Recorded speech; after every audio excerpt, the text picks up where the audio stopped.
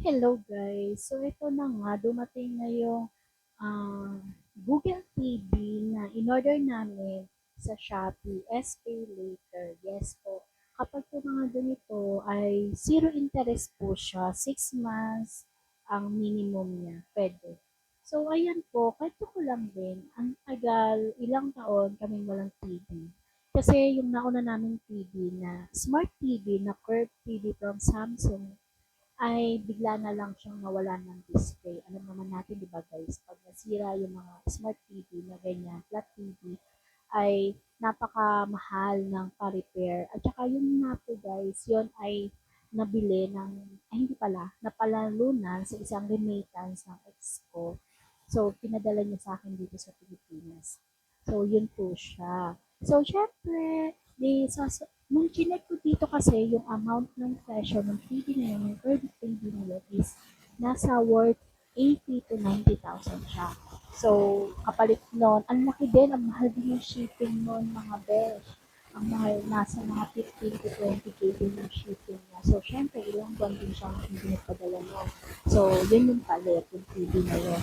And then, after nun, mga ilang taon lang din, ang bilis na lang din guys nasira. O, paano relasyon lang namin. Okay. So, naririnig mo to, so wala lang nag-joke na side. Anyway, ang binili namin ngayon, itong Kuka ng Google TV. Yan, yung iba kasi natatakot talagang mag-order dito sa Shopee or sa online shop ng mga ganitong fragile ng mga product.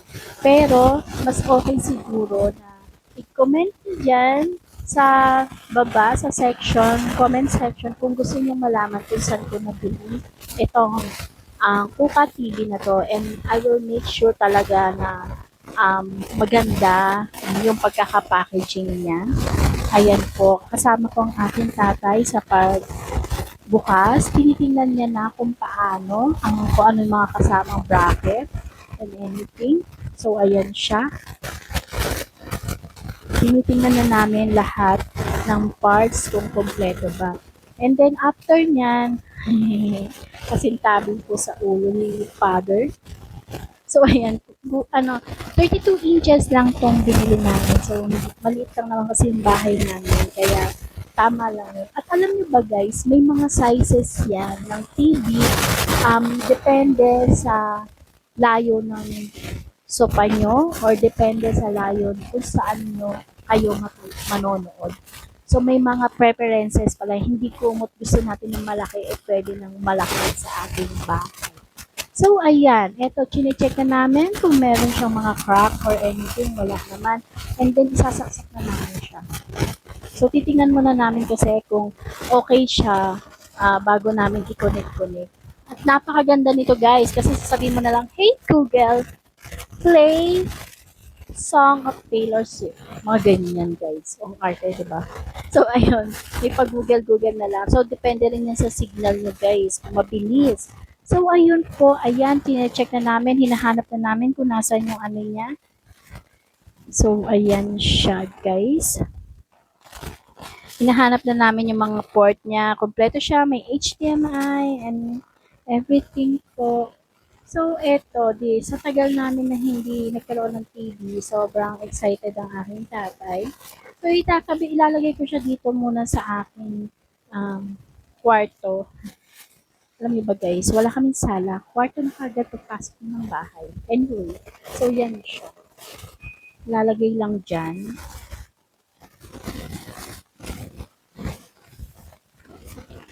Ayan. Ipipesing natin siya, syempre.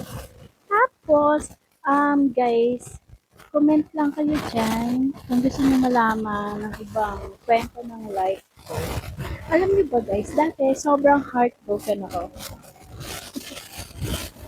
Pero as in, nakaka-move on pala tayo guys. To the point na hindi na natin maaalala yung sakit. Pero syempre, yung memories, maaalala pa rin natin ang sakit. Tayo ganyan. Pero yung galit, yung sakit, wala na rin. Ayan. So, ganun lang guys. Talagang time will heal everything. Eto, nakakita na kami ng battery. May kasama na rin pong lead battery siya. At ito na, ino-open na namin siya.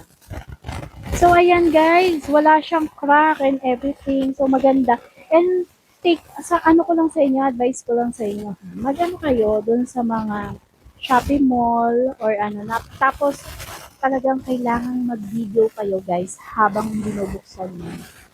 Ayan, Google TV. O, diba? Ang ganda.